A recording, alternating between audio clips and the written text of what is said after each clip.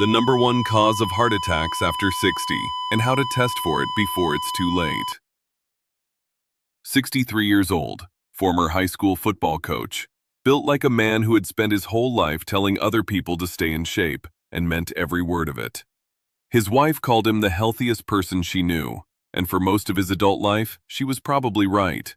His name was Edwin, and when he sat down in front of me with a manila envelope full of lab results from the past 4 years, every single page told the same story. Total cholesterol, managed. LDL, within range. Blood pressure, controlled with one medication. His doctor had written "no concerns" at the bottom of his most recent physical, literally wrote those words. 8 weeks later, Edwin had a heart attack while raking leaves in his front yard on a Saturday morning. I am Dr. George, and Edwin's story is one I come back to again and again, because it represents something that is happening quietly all across this country, to people who believe, with every reason to believe, that they are protected. They take the pill. They watch the diet. They show up for the annual checkup. And they trust that the numbers on that piece of paper are telling them the whole truth. They are not. The number one cause of heart attacks in people over 60 is not high cholesterol. It is a condition called insulin resistance, and it drives a type of chronic low-grade inflammation inside your artery walls that your standard blood panel was never designed to detect. You can have it for a decade before a single number on your lab report moves out of range. And by the time it does, plaque has already been quietly building in places no stethoscope can hear and no routine checkup can see. Today, I am going to walk you through how this process actually works inside your body, why the tests most doctors rely on cannot catch it early enough, and the specific markers you can request at your very next appointment that will tell you what your cholesterol panel never could. I will show you 3 numbers you can calculate tonight from blood work you probably already have, and 9 inflammation markers that most physicians never order, but that can reveal whether your arteries are under stress right now. Before we go any further though, I want to hear from you.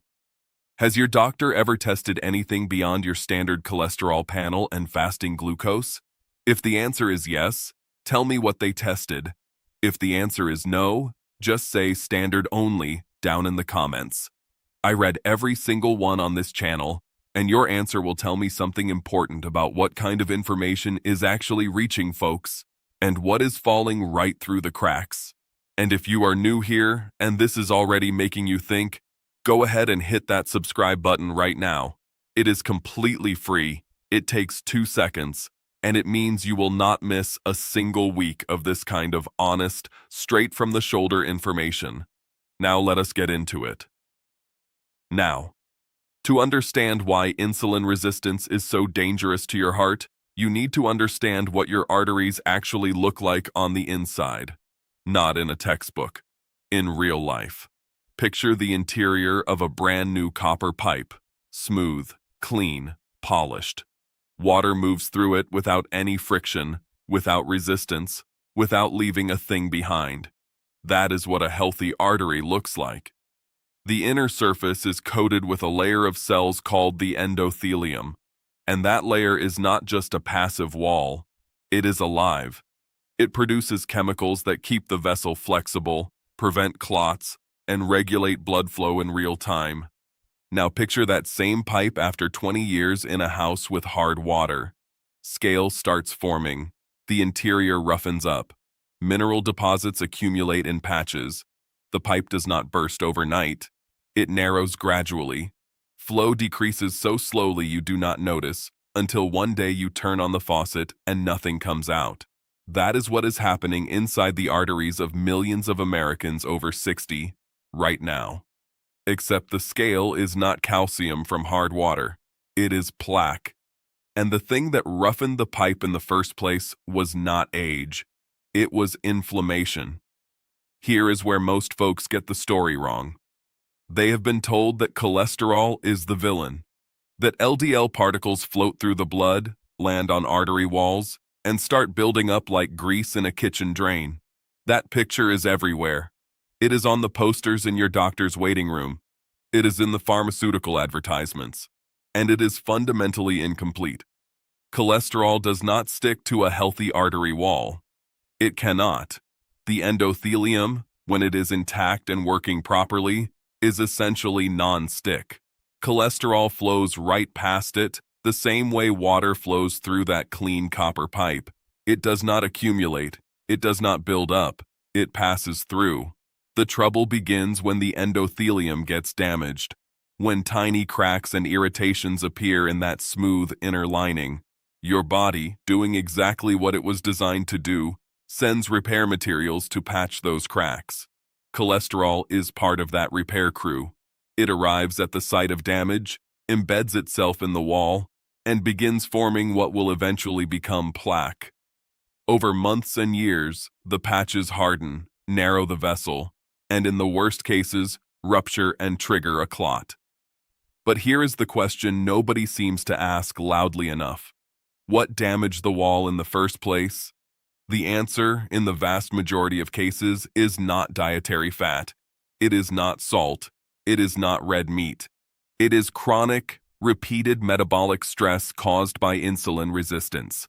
And it works like this. When you eat, your blood sugar rises. Insulin is released to move that sugar out of your blood and into your cells, where it can be used for energy. In a healthy body, this process is smooth and efficient. The cells respond to insulin promptly. Blood sugar rises briefly and comes right back down. But after decades of processed food, refined carbohydrates, and blood sugar spikes that nobody was keeping tabs on, something changes. Your cells start ignoring insulin. They have heard the signal so many times that they stop responding to it the way they should. Your pancreas compensates by producing more insulin, shouting louder because the cells are just not listening anymore. That elevated insulin, circulating through your body day after day, does direct damage to the endothelial lining of your arteries. It thickens the walls, it triggers inflammation, and it suppresses nitric oxide, the molecule your blood vessels depend on to stay relaxed and open. Meanwhile, your blood sugar is spiking after every meal. Not dramatically, not to diabetic levels, just enough to cross a threshold that most doctors never check. Research has identified that when post-meal blood sugar climbs above 140 milligrams per deciliter, the endothelium takes measurable damage, not from one spike, from the pattern. Twice a day, 3 times a day, every day, for years. The wall cracks.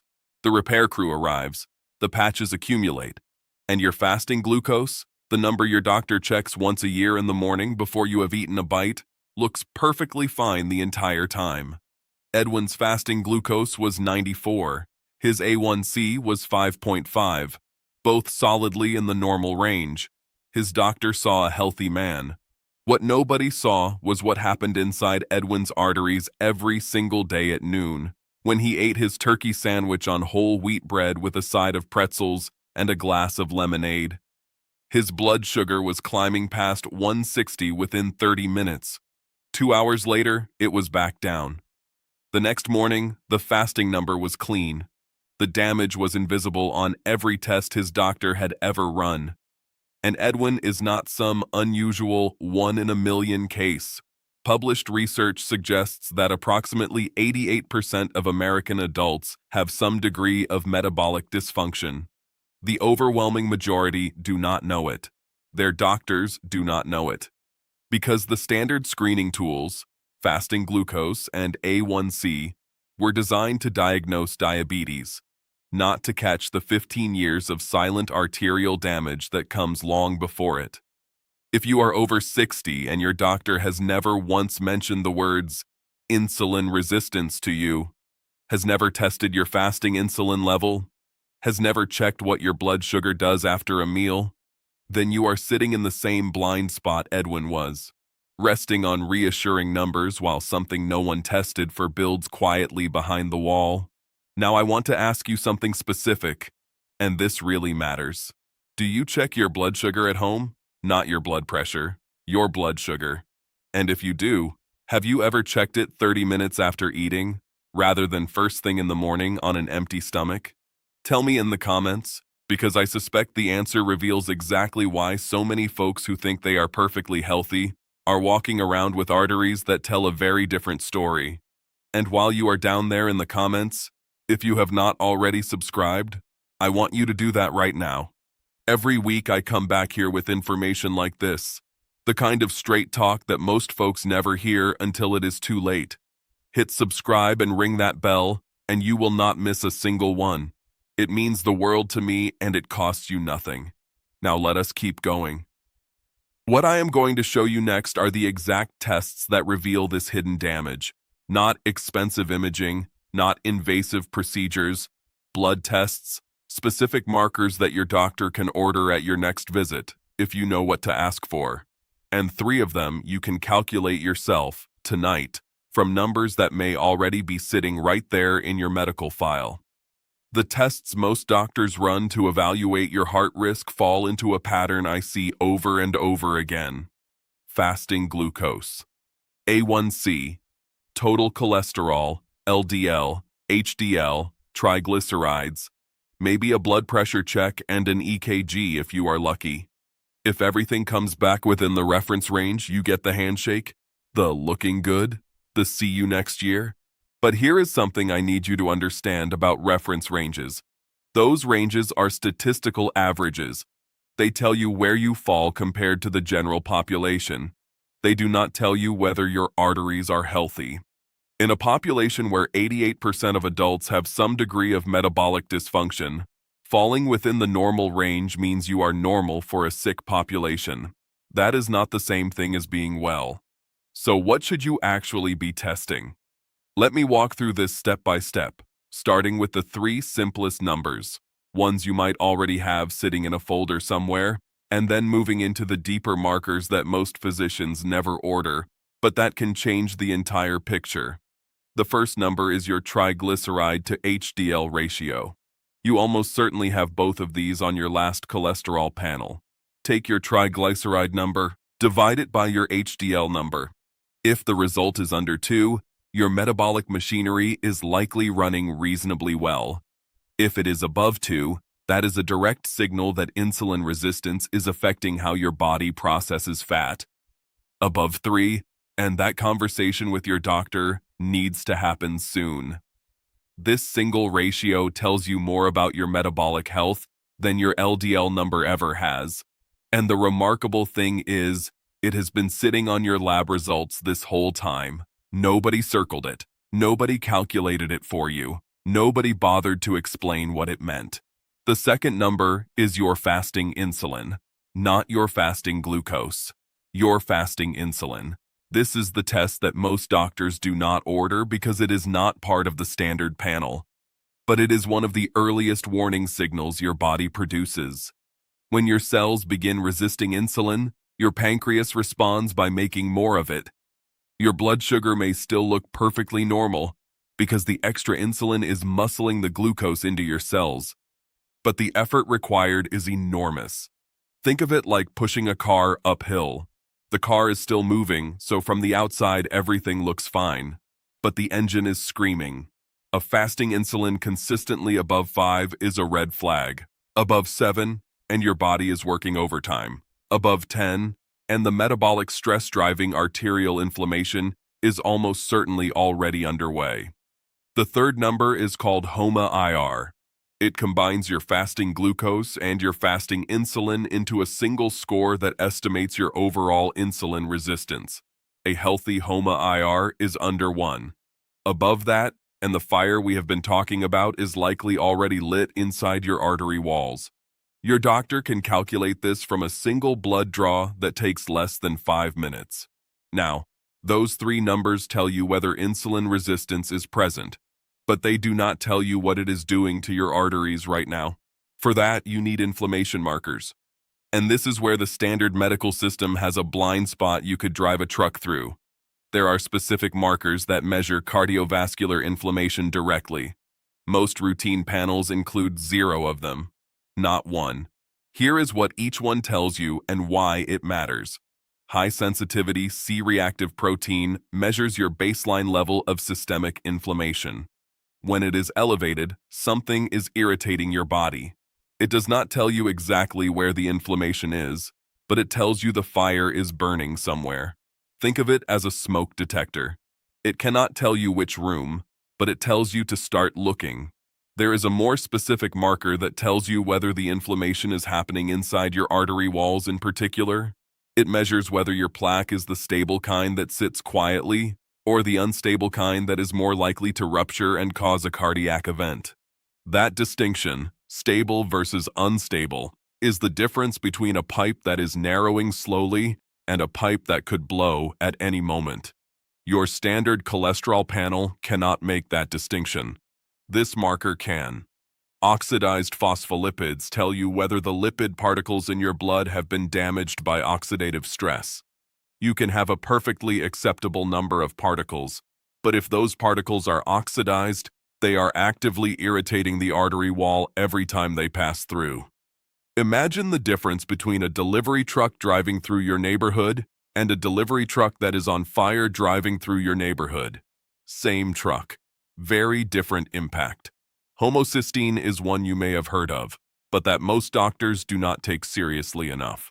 When this amino acid accumulates because your body cannot process it efficiently, usually due to insufficient B vitamin activity, it directly damages the endothelial lining and promotes clot formation. The good news is that it is one of the most modifiable risk markers that exists. Methylated B vitamins can bring it down efficiently, but you have to know it is elevated first. You have to test, not guess. Fibrinogen is a clotting factor that rises with inflammation. When it is elevated, your blood becomes stickier, thicker, more likely to form a clot at the exact moment a piece of unstable plaque decides to rupture. If high-sensitivity CRP is the smoke detector, fibrinogen is the gasoline sitting right next to the fire. Most doctors never order it. And here is one that surprises just about everybody, because it looks like it belongs in a kidney report, not a cardiac workup. Microalbumin in your urine. When tiny amounts of a protein called albumin start leaking into your urine, it means the smallest blood vessels in your body, the capillaries, are under stress. Your kidneys are often the first place this shows up because their capillaries are among the most delicate in the body. But if those capillaries are breaking down, there is a very good chance that the small vessels feeding your heart and your brain are under the same kind of stress. It is a canary in the coal mine, early, subtle, and almost never checked in the context of cardiovascular risk. Now I want to stop right here and ask you plainly, how many of these markers has your doctor ever ordered for you? I would be willing to bet that for most of you watching, the answer is none, maybe one. And that is not because your doctor does not care about you. It is because these tests are not part of the standard protocol. They are not taught as first-line screening tools in most medical training. They take time to interpret.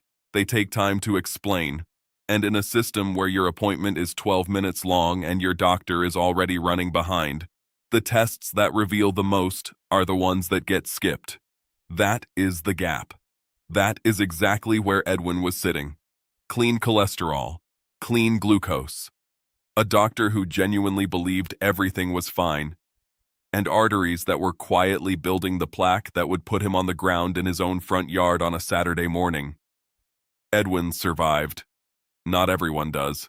And the difference between Edwin's outcome and a different one was not genetics or luck. It was speed. His wife called 911 before he hit the grass because she had seen a video years earlier about recognizing the signs in men who do not clutch their chest the way actors do in the movies. He came in with jaw pain and sudden bone-deep exhaustion. She knew right away what that meant. 12 minutes later, he was in an ambulance. 2 hours later, he had a stent. When I saw Edwin 3 months after his event, he brought a brand new set of labs. This time we ran everything. His fasting insulin was 14. His HOMA-IR was 3.2. His triglyceride to HDL ratio was 4.1. His high-sensitivity CRP was elevated. His homocysteine was elevated. Every single marker that his routine blood work had missed was flashing red. And here is what I told him. None of these numbers are your fault. But all of them are now your responsibility, because every one of them is modifiable. Every one of them responds to changes you can make starting this week, not with a new prescription, with information you never had before today. Edwin's wife was sitting right next to him. She had not said a word the entire appointment. When I finished, she looked at me and said, "Why did we have to almost lose him before anyone checked for this?" I did not have a good answer for her. I still do not. But I can make sure that the person watching this right now does not have to wait for a cardiac event to find out what is actually happening inside their arteries. Here is what you do. At your next appointment, ask your doctor for 3 things. Fasting insulin, a lipid panel that includes triglycerides and HDL, so you can calculate the ratio yourself, and high-sensitivity C-reactive protein. Those 3 tests, combined with the fasting glucose and A1C you are probably already getting, will give you a picture that is fundamentally more complete than anything you have been working with. If your doctor pushes back, and some will, because these tests are not part of the standard screening, say this: I want to rule out early insulin resistance as a contributor to my cardiovascular risk. That is a medically legitimate request. Any physician who takes it seriously will order the labs. And if yours does not, that tells you something important too. Now, I said earlier I would give you 3 numbers you can calculate tonight. Here they are again. Triglyceride divided by HDL, keep it under 2. Fasting insulin, keep it under 5. HOMA-IR, keep it under 1. If you have recent blood work, pull it out tonight after supper. Do the math. And tell me what you found down in the comments. Your triglyceride to HDL ratio specifically. Because that single number, sitting on a piece of paper in your kitchen drawer right now, may be telling a story that nobody has ever read. Everything I have shared today is general educational information based on published medical research. It is not personal medical advice. Your situation is unique. Before making any changes to your care, please have a good sit-down with your physician. Bring this information to your next appointment. Have the conversation. Your doctor is your partner, and these insights work best when they work alongside proper medical supervision. Take care of your heart. It has shown up for you every single day of your life, through every decade, every worry, every joy, without ever once taking a day off. It has never asked for a thing. The very least we can do is check on it properly. And if this is the kind of information that matters to you, the kind you wish someone had sat you down and explained years ago, then I am asking you to do one simple thing. Subscribe to this channel. It is free. It takes 2 seconds. And it is the single best way to make sure you never miss a week. I come back here every week with honest, research-backed, plain English information, no hype, no gimmicks, nothing to sell you. Just the straight truth that folks like Edwin and his wife deserve to have long before that Saturday morning in the front yard. So go ahead and hit that subscribe button, share this video with someone you love, and come on back next week. Because there is a whole lot more that needs to be said, and I am not going anywhere.